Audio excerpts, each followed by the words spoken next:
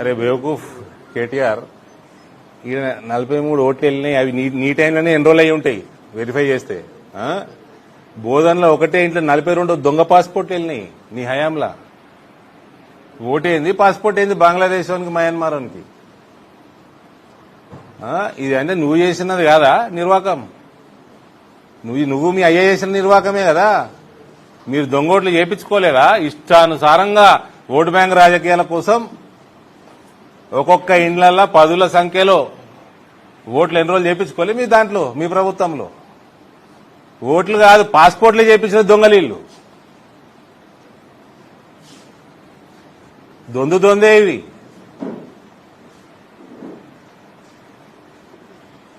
మళ్ళా నేను పేరు తీసుకోను, మీకు అర్థమైంది రాసుకోండి.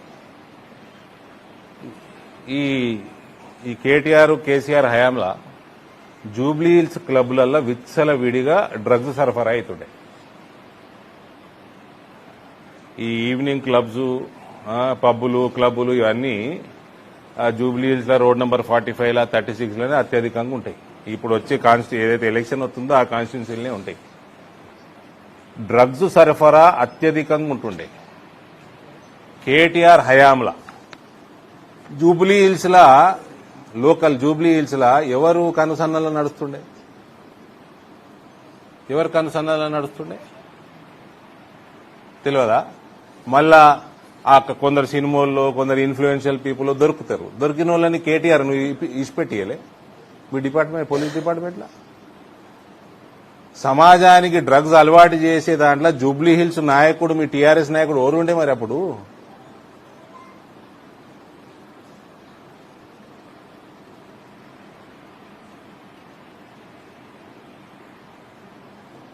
ఈయన దొంగ ఓట్లు ఎన్రోల్ చేస్తారు. అవన్నీ ఎన్రోల్మెంట్ మాక్సిమం మీ దాంట్లో ఉంటాయి, మీ అయ్యా హయాంలోనే.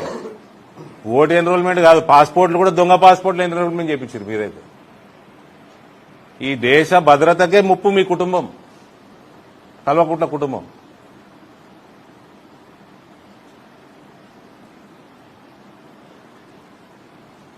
ఇప్పుడు టీఆర్ఎస్ పార్టీ కుక్క కూడా అంతలేదు.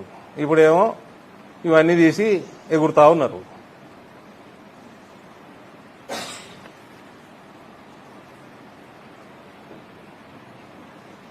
పొద్దున్నే ఎవరో జర్నలిస్ట్ మిత్రుడు మెసేజ్ పెట్టాడు, సార్ మీరు మొన్న బిగ్ టీవీని ఆడుకున్నారు. నేనేం ఆడుకోలే, ఆయన నన్ను ప్రశ్న అడిగితే నేను ఆయనకు జవాబు చెప్పిన. ప్రశ్న ఒకసారి అడిగితే జవాబు ఉంటుంది, దాన్ని గుచ్చి అడిగితే గిట్లనే ఉంటుంది జవాబు. ఇవాళ పొద్దున్నే ఏదో స్టోరీ చూపించినట.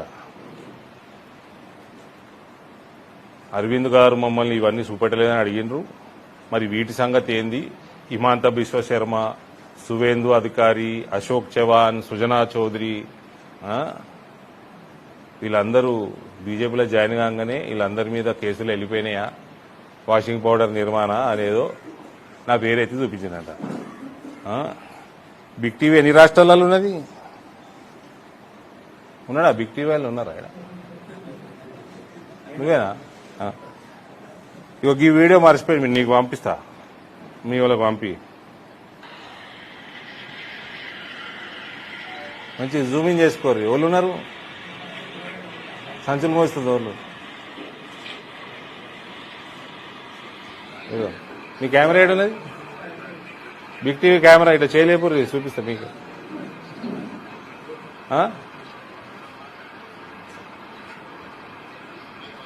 గుర్తుపట్టింది కదా, మొన్న నిజామాబాద్కి వచ్చిపోయాడు. వాయిస్ వినబడుతుందా?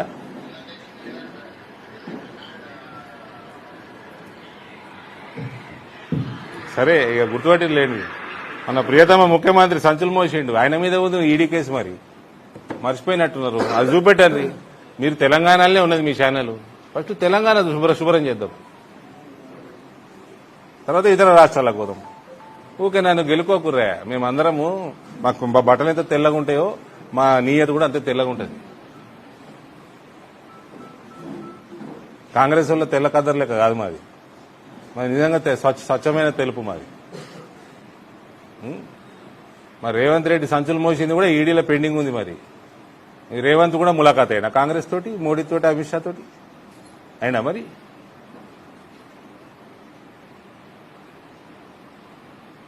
చూపెట్టింది. మరి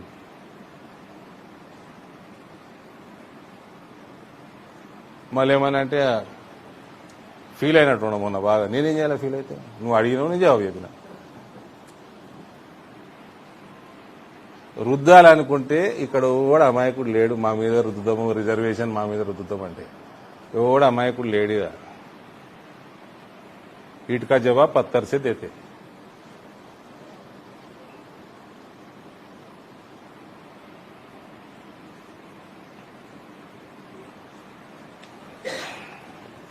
టర్మరిక్ బోర్డు చైర్మన్ గారు ఉన్నారు పక్కన.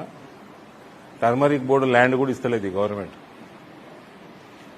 ఇప్పటికి 4-5 సార్లు మాట్లాడిన కలెక్టర్ తోటి. ఎక్కడనో మామిడిపల్లి ఇస్తా, ఎన్నో ఊరవతల లోపటిస్తా. మీ ప్రభుత్వము, ఇప్పుడు ఉన్న ప్రభుత్వము దశాబ్దాలు మోసం చేసింది రైతులని. ఇంతకుముందు ఉన్న ప్రభుత్వం కూడా. ఇవాళ వచ్చింది ఒక జాతీయ సంస్థ, ఇడికి వచ్చింది మనోడు, మన రైతు దానికి చైర్మన్ అయిండు. దాన్ని జరా ప్రెస్టీజ్గా తీసుకొని మంచి సెంటర్లా, మేము అడిగింది కూడా 5, 10 ఎకరాలు కాదు, 2 ఎకరాలు. మళ్ళా 4 ప్లేసులు ఐడెంటిఫై చేసి కలెక్టర్కి పెట్టిన అన్న లెటర్. టర్మరిక్ బోర్డు నుంచి లెటర్ పోయింది. ఏమేమి ఉన్నాయి అలా? ఇరిగేషన్ క్వార్టర్స్ ల్యాండ్ ఒకటి, ఓల్డ్ కలెక్టరేట్ ఒకటి, జిల్లా పరిషత్ ఒకటి, మన రైల్వే స్టేషన్ పక్కన ఆర్ఎన్బి ఆఫీసు, పంచాయత్ గది ఆఫీసు ఉంది. అవన్నీ కూడా 4 ప్లేస్ కూడా ఐడెంటిఫై చేసి చెప్పినాం. సో సిటీలో ఉంటే రేపు ఆఫీసర్లు వస్తారు. ఇవాళ మన చైర్మన్ ఉన్నాడు, 3 ఏళ్ళు అయినాక వేరే రాష్ట్రం చైర్మన్ అవుతుండొచ్చు. వాళ్ళ కుటుంబాలకు సవలతులు ఉండాలి, ఆఫీసర్ల కుటుంబాలకు సవలతులు ఉండాలి. ఇంటర్నేషనల్ ట్రేడర్స్ వస్తారు, నేషనల్ ట్రేడర్స్ వస్తారు, వాళ్ళకు సవలతులు ఉండాలి. మామిడిపల్లిలో పెడితే ఎట్లయితుందండి?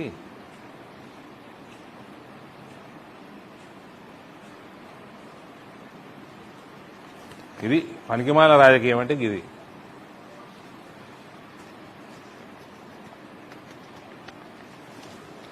ఆడ చంద్రబాబు నాయుడు గారేమో ఇంతకుముందు చెప్పిన సార్, రిలయన్స్ ఒక కంపెనీ తోటి 60,000 కోట్ల ఒప్పందం చేసుకున్నాం ఎనర్జీ. నిన్న దేశమంతా న్యూస్, $15 బిలియన్ అంటే 1,30,000 కోట్ల రూపాయల ఇన్వెస్ట్మెంట్ గూగుల్ సంస్థ ఆంధ్రాకి. ఆయననేమో అట్లున్నాడు గురుగారు, ఈ శిష్యుడేమో ఇట్టున్నాడు. శిష్యుడు రైల్వేస్ పైసలు రైల్వేస్కి ఇస్తలేడు శిష్యుడు.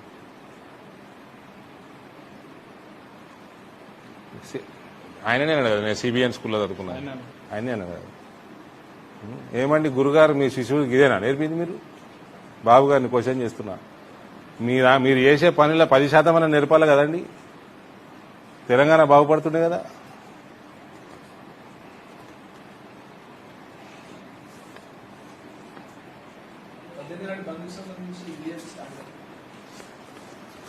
భారతీయ జనతా పార్టీ స్టాండు 42% మీద అసెంబ్లీలో ఏం చేసిండ్రు బ్రదర్? ఏం చేసిండ్రు? సపోర్ట్ చేశారు కదా. మా కృష్ణయ్య గారు బంద్ పిలుపునిచ్చింది కృష్ణయ్య గారే కదా. ఆయన ఏ పార్టీ ఎంపీ?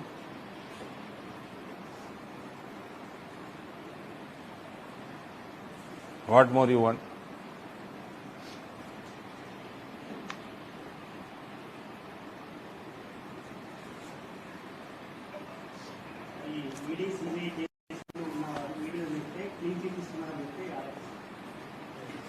అదే అడుగుతున్నా ఇప్పుడు నేను. ఈడీ కేసు రేవంత్ మీద సాక్ష్యాలతో ఉంది కదా, దానికంటే పెద్ద సాక్ష్యం ఏం కావాలి? ఆడ కూడా స్లోనే ఉంది కదా. రేవంత్ బీజేపీ తోటి ములాఖాత్ అయిందా?